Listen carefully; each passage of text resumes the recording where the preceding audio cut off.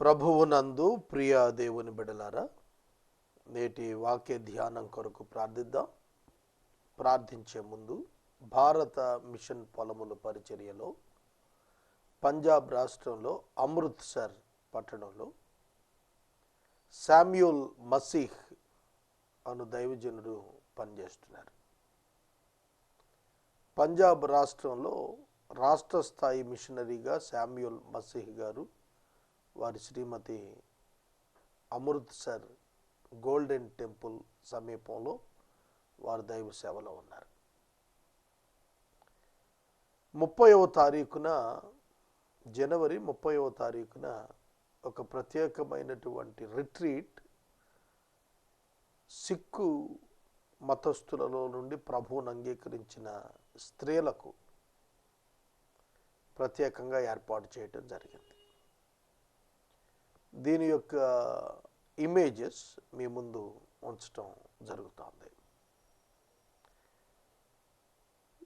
ఇప్పుడు భారతదేశంలో అత్యధికంగా ప్రభువులోకి వస్తున్నటువంటి జాతుల్లో ప్రథమమైనది సిక్కు జాతి.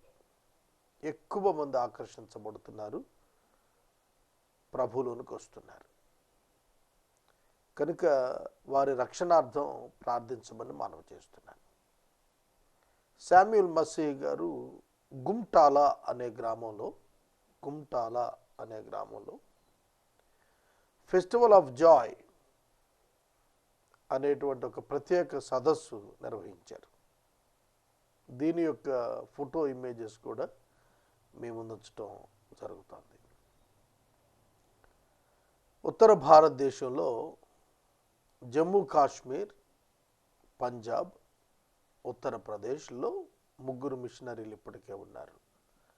హర్యానా, ఉత్తరాఖండ్, హిమాచల్ ప్రదేశ్లో మార్చి నాటికి సేవకులు రావాలని నేను ప్రార్థిస్తున్నాను. ఢిల్లీలో కూడా ఒక మిషనరీతో పనిచేయాలని పని చూస్తున్నాము.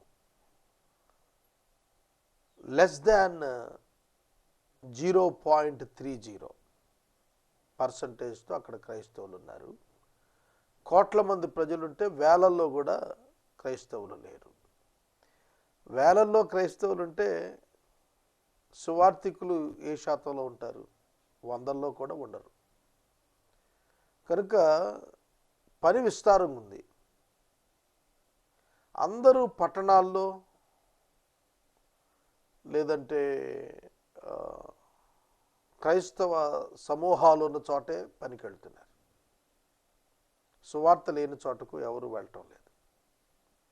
అందుకే మేము భారతదేశంలోని అన్రీచ్డ్ ఏరియాస్ని ఎన్నిక చేసుకుని మొదట అక్కడికి సువార్థికులను పంపే పని ప్రారంభించాం. క్రైస్తవ దాతృత్వం పర్వర్టెడ్ అయింది ఈ దినాల్లో. దేని కొరకు మనం ఇస్తున్నాం అనే దానిలో మిషన్స్కు అత్యల్ప శాతం, అది కూడా ఇండియన్ క్రిస్టియానిటీ రేషియోలోనే ఉంది. క్రిస్టియన్ గివింగ్ ఇవాళ మిషన్స్ పరంగా, దానివల్ల మిషన్స్ కుంటుపడిపోతున్నాయి. దీన్ని అందరూ ఆలోచించాలని నేను సవినయంగా మీకు తెలియజేస్తున్నాను.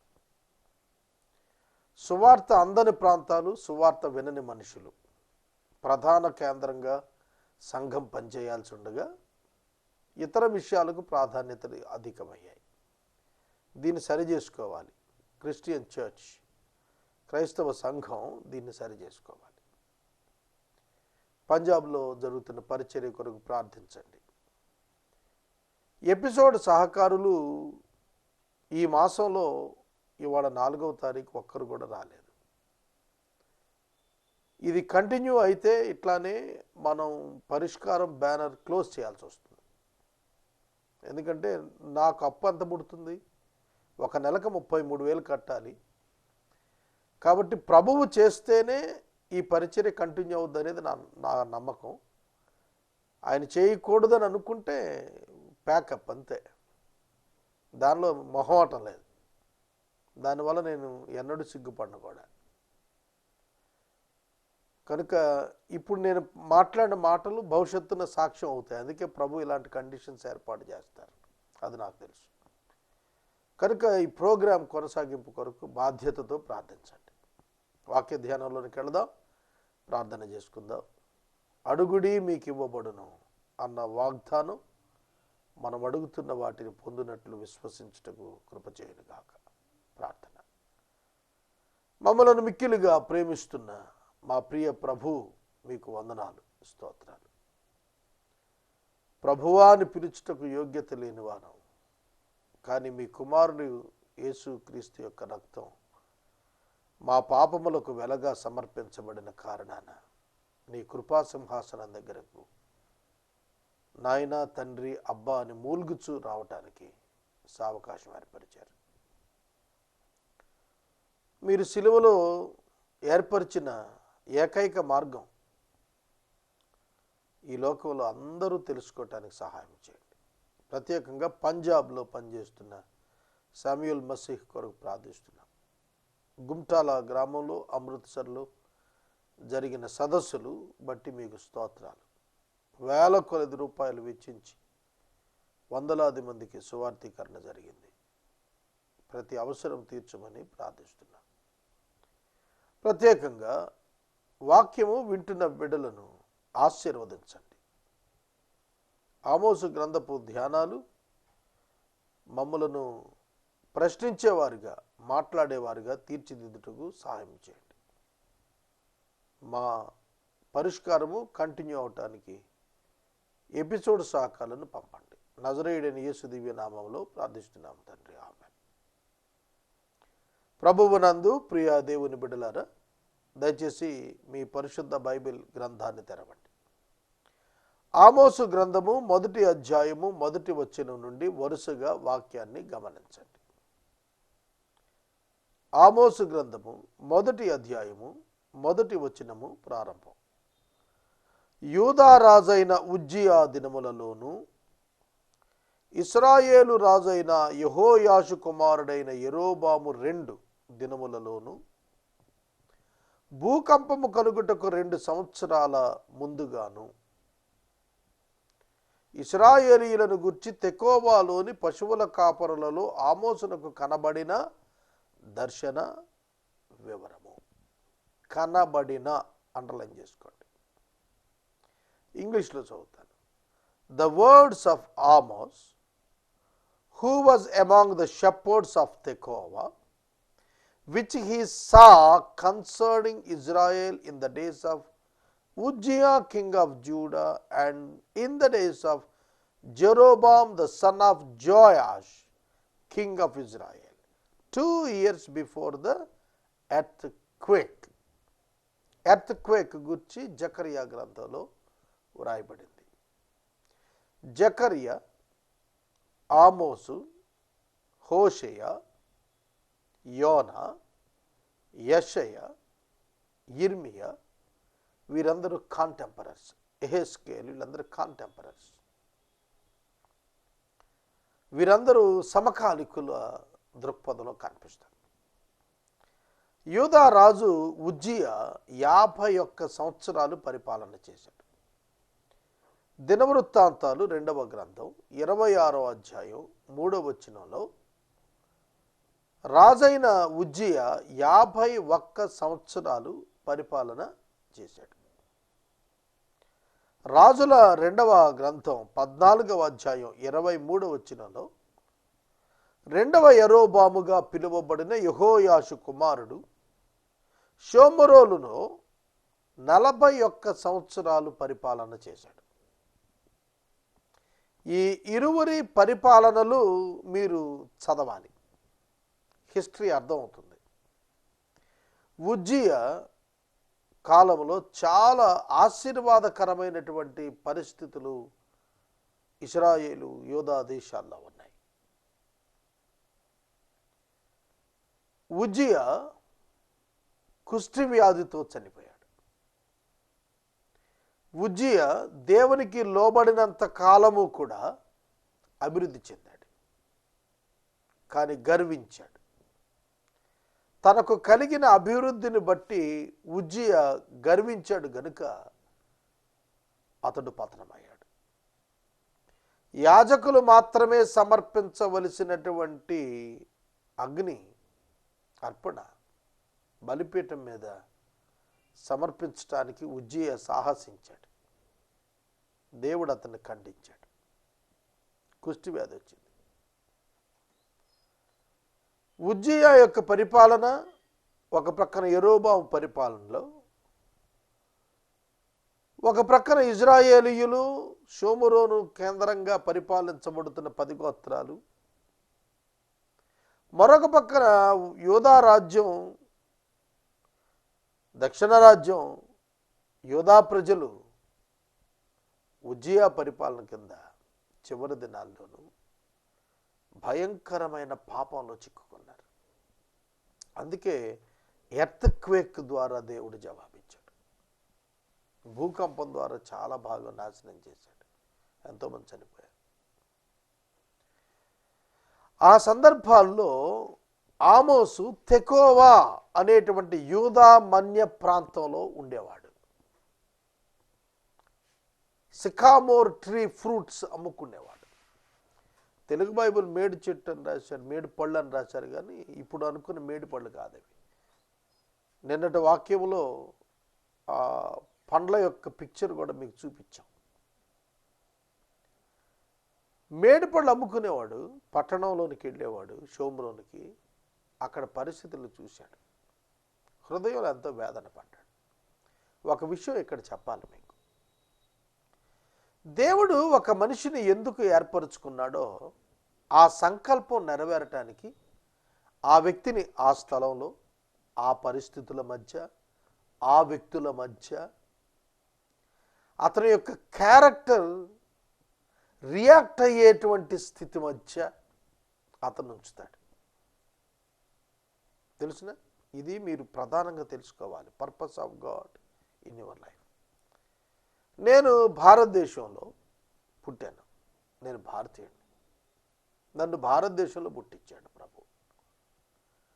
ఇప్పుడున్న పరిస్థితుల మధ్య నేను భారతీయుడిగా రీచ్ కాగలుగుతా ప్రతి భారతీయుడిని.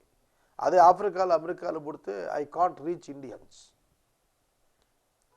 ఈ పరిస్థితుల మధ్యలో నేను ఎక్కడుండాలి, ఎక్కడ పెరగాలి, ఎక్కడ చదువుకోవాలి, ఎవరిని పెళ్లి చేసుకోవాలి, ఎవరిని కనాలి, వాళ్ళు ఎక్కడ పెరగాలి, వాళ్ళు ఏం చదువుకోవాలి, నా పరిచర్య ఏమిటి, నన్ను దేనికి రేకెత్తిస్తాడు, ఇవన్నీ కూడా ఆయన తన ప్రణాళికలో ఉంచుకొని జరిగిస్తున్నాడు.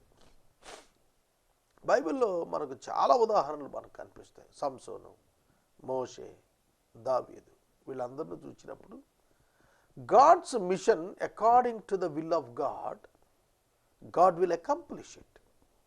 దైవ చిత్తం ప్రకారం, దైవ ప్రణాళిక ప్రకారం దైవ చిత్తాన్ని ఆయన నెరవేరుస్తాడు. ఆ పరిస్థితుల కొరకు మనల్ని ఆ కాలాల్లో పుట్టిస్తూ వచ్చాడు. ఆమోసు ఒక్కడే సెక్యులర్ జాబ్లో ఉన్నవాడు, బిజినెస్ మ్యాన్గా ఉన్నాడు. మిగతా యాజకులు లేదా మిగతా వాళ్ళు వారి యొక్క ప్రొఫెట్స్ అందరూ కూడా యాజకత్వాల్లో వచ్చారు. ఆమోసు హృదయంలో పరితాపం పట్టలేకపోయాడు. పరిస్థితులు నిశ్చితంగా పరిశీలించాడు.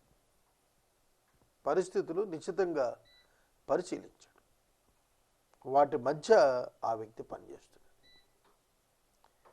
నేను నిన్నటి దినాన ఏబిఎన్ ఛానల్ వారు నిర్వహించినటువంటి కొన్ని ఇంటర్వ్యూస్ చూశాను. ఓపెన్ హార్ట్ విత్ ఆర్కే అనే దానిలో కొందరు సినిమా యాక్టర్స్, కొంతమంది పాలిటీషియన్స్, చంద్రబాబు గారు, ఇట్లాంటివి కొన్ని చూశాను.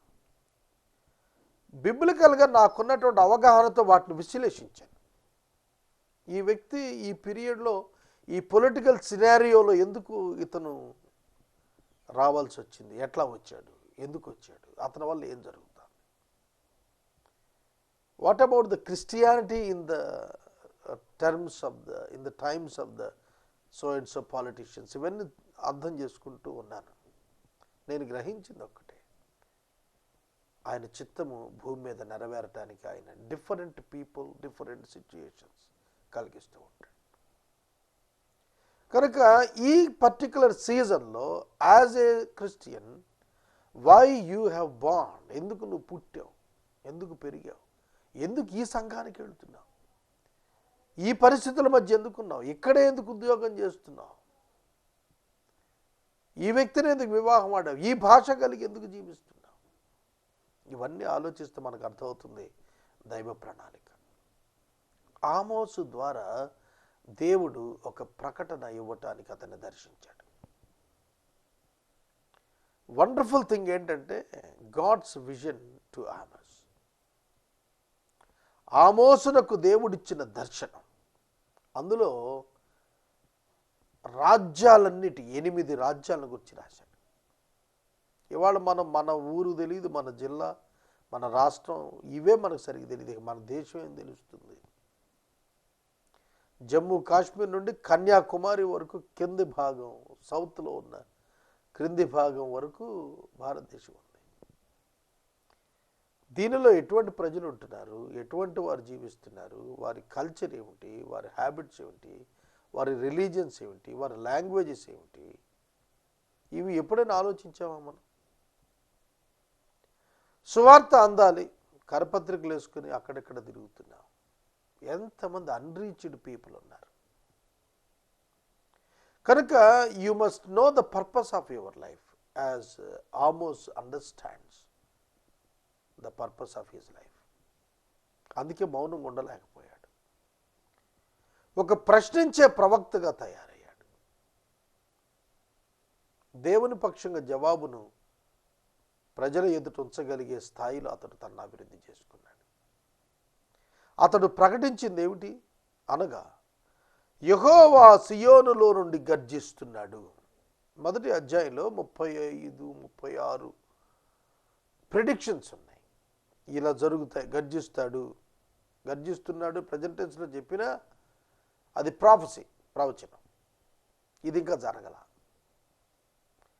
గర్జన అనేది సింహానికి సంబంధించింది. గర్జన అనేది ఎక్కడట? సియోనులో నుండి గర్జన. సియోను దేవుని మందిరం యెరూషలేములో ఉన్నది. ఆయన యెరూషలేములో నుండి ఆయన స్వరం గర్జనగా బయటికి వెళ్ళేటువంటిది సెకండ్ కమింగ్ అనంతరం, రెండవ రాకడ తర్వాత ఆయన సియోను దేవాలయంలో నుండి ఆయన మాట్లాడిన మాటలు ఆ గర్జనకు సెట్ అవుతున్నాయి. అందుకనే అది భవిష్యత్తు ప్రాఫెసీగా మనకు అర్థమవుతుంది. యెరూషలేములో నుండి తన స్వరం వెనుబడి చేస్తున్నాడు. ఇది కూడా కాపరులు సంచరించు మేత భూములు దుఃఖిస్తున్నాయి, కర్మేలు శిఖరం ఎండిపోతుంది.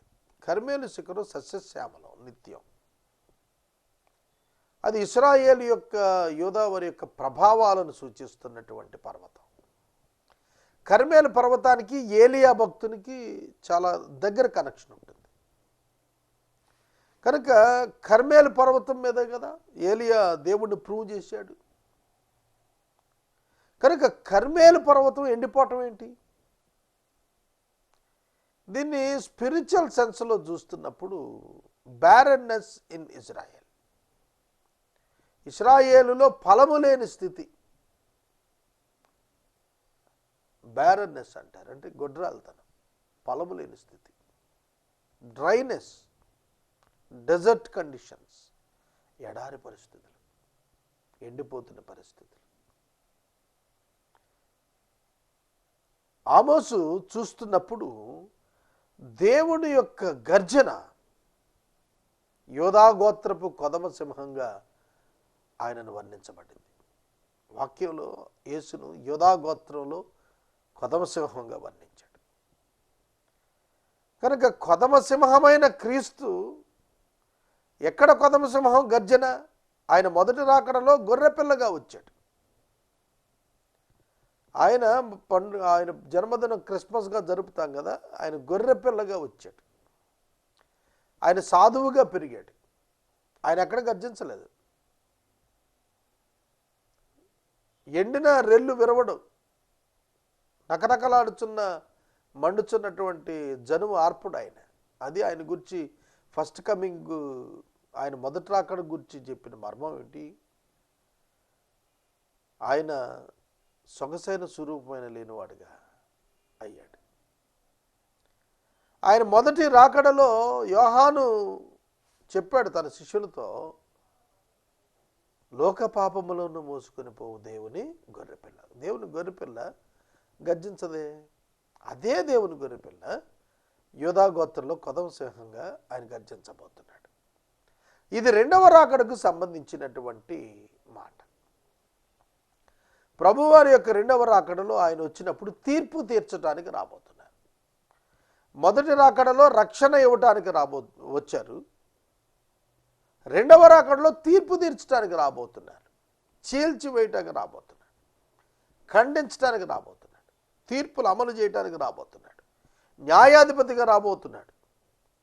మొదటి రాకడలో రక్షకుడుగా వచ్చిన ఆయన రెండవ రాకడలో తీర్పరిగా రాబోతున్నాడు. అందుకే గర్జించు సింహంతో పోల్చాడు.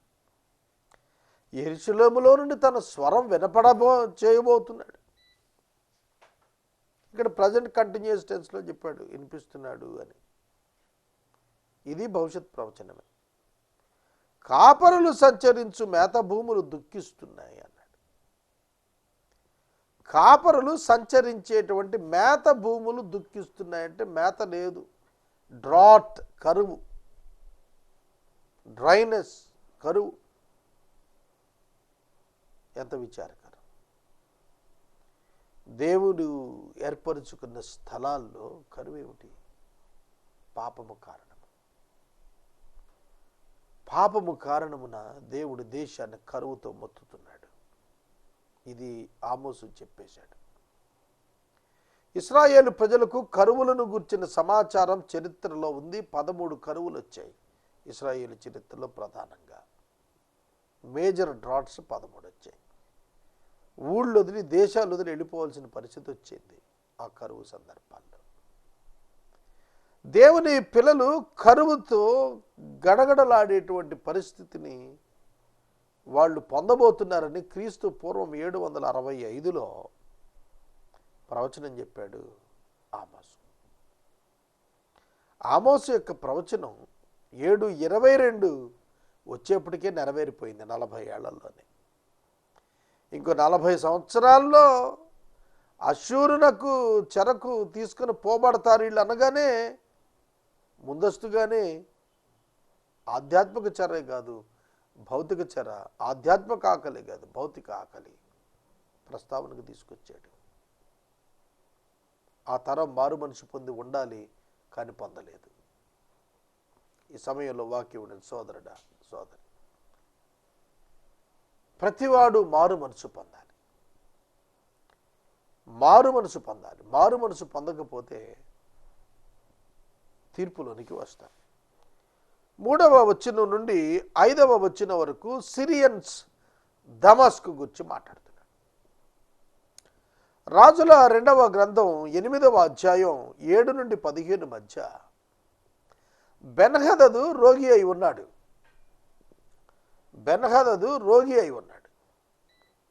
ఎలీషా దగ్గరకు హజాయేలు అనేవాడిని పంపించాడు. హజాయేలు వచ్చాడు. హజాయేలును చూచి ఎలీషా ఏడుస్తున్నాడు, కన్నీరు కారుస్తున్నాడు. నా ఏలినవాడా, నువ్వు నన్ను చూసి ఏడుస్తున్నావేంటి అని అడిగాడు. నీవు దమస్కుకు రాజు అవుతావు, సిరియాకి గర్భిణీల గర్భాలు చించేస్తావు. ఇజ్రాయేలులో గర్భవతుల యొక్క గర్భాలను నువ్వు చించుతావు. బెన్హదదు చనిపోతాడు. బెన్హదదు చనిపోతాడు. నువ్వు సిరియాకు రాజు అవుతావు. నువ్వు ఇశ్రాయేలీలను నలుపుతావు. ఇది మనకు 8వ అధ్యాయం రాజుల 2వ గ్రంథంలో ఎలీషా కన్నీరు కనిపిస్తుంది. దమస్కు ప్రజలను దుఃఖోన్ముఖులను చేసింది. సిరియా క్రూరమైనటువంటి రాజ్యం. మనకు రాజుల మొదటి గ్రంథంలోనే, 2వ గ్రంథంలోనే సిరియన్స్ యొక్క ఆధిపత్య ప్రదర్శన ఇశ్రాయేలుపై యుద్ధాల రూపంలో ఒక ప్రక్కన దండెత్తుకుంటూ వచ్చేస్తూ అంటే, మరి ఒక ప్రక్కన రాజైన అహాబు కాలంలో ఎంతో భయంకరమైనటువంటి కరువు ఏలినట్లుగా మనకు కనిపిస్తుంది. షోమ్రోను కరువును గురించి 7వ అధ్యాయం చాలా తేటగా చెప్పింది. 8వ అధ్యాయంలో దమస్కులో హజాయేలు యొక్క రాజ్యాన్ని గురించిన మాటలు వచ్చాయి. 7వ అధ్యాయంలో షోమ్రోను యొక్క కరువు తీర్చబడిన విధానం ఎలీషా కాలంలో జరిగింది కనిపించింది. 6వ అధ్యాయంలో తెకోవాలోని స్త్రీలు ఆ యొక్క రాజ్యంలో ఏ విధంగా వారు ఒకరినొకరు నిందించుకున్నారు చెప్పబడింది. సొంత బిడ్డలను వండుకొని తినేటువంటి దౌర్భాగ్యమైన కరువు వారి దేశంలోకి ప్రవేశించింది. ఆ విషయాలన్నీ కూడా మనకు చెప్పబడ్డాయి. అదే సీజన్లో 5వ అధ్యాయంలో నయమాను అనేటువంటి సిరియన్ సైన్యాధ్యక్షుడు తనకు స్వస్థతనిమ్మనేటువంటి ఉత్తరాన్ని రాయించుకుని సిరియా రాజు నుండి ఇజ్రాయిల్ రాజుకు వర్తమానం తెచ్చాడు. ఈ చరిత్ర అంతా మనం చూస్తున్నప్పుడు దమస్కునకు చెందినటువంటి సిరియన్స్కు చెందినటువంటి వారు దేశాన్ని పాడు చేయటానికి వచ్చారు. అదే చెబుతున్నాడు, దమస్కునకు దేవుని తీర్పును ప్రకటిస్తున్నాడు. 3 నుంచి 5 వచనాల మధ్య చదువుతాను. దమస్కు 3 సార్లు 4 సార్లు చేసిన పాపాన్ని బట్టి దాన్ని తప్పకుండా నేను శిక్షిస్తాను. ఎలా అనగా, దాని జనులు పంట దొల్లగొట్టు ఇనప పనిముట్లతో గిలాదును నూర్చారు, గిలాదీయులను నూర్చారంటే చంపేశారు, శ్రమల పాలు చేశారు. గిలాదును నూర్చినందున బెన్హదదు కాలంలో గిలాదీయుల మీదకు వారు దండెత్తి చేసిన దురాగతాలను బట్టి హజాయేలు ప్రాకారములలో అగ్ని బయలుదేరింది. బెన్హదదును చంపేశాడు హజాయేలు. బెన్హదదు నగరును దహించేస్తుందంటే బెన్హదదు చావనై ఉన్నాడని చెప్పాడు. హజాయేలే బెన్హదదును చంపి తరువాత సిరియాకు రాజైపోయాడు. బెతాదేనులో ఉండకుండా రాజదండం వహించిన వాని నిర్మూలన చేస్తాను. ప్లేస్ ఆఫ్ ప్లెజర్ అని అర్థం. బెతాదేను అంటే బేత్ ఏదేను, ఏదేను వంటి ఇల్లు అని అర్థం. ప్లేస్ ఆఫ్ ప్లెజర్ని ఎట్లా మార్చాడు? నిర్మూలంగా మార్చాడు. సిరియనులు చెరబట్టబడి కీరు దేశానికి కొనుపోబడతారు.